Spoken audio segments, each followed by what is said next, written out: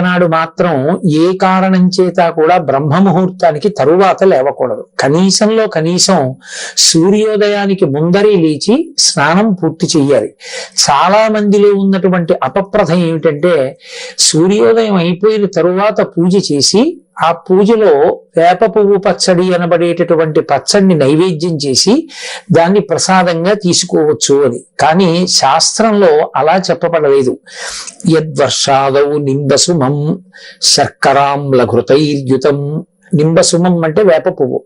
అది వర్షాదౌ సంవత్సర ప్రారంభంలో శర్కరాంలఘృతైర్యుతం. శర్కర అంటే పంచదార. కానీ పంచదార అన్నప్పటికీ కూడా దేవతలకి నైవేద్యం చేసేటటువంటి ప్రసాదంలో నిలవదోషం లేనటువంటి పదార్థమైన బెల్లాన్నే వాడతాం కాబట్టి బెల్లము అని అక్కడ అర్థం చేసుకోవలసి ఉంటుంది. శర్కరాంలఘృతైర్యుతం. అందులోకి పుల్లని పదార్థాన్ని చింతపండు రసాన్ని చేర్చి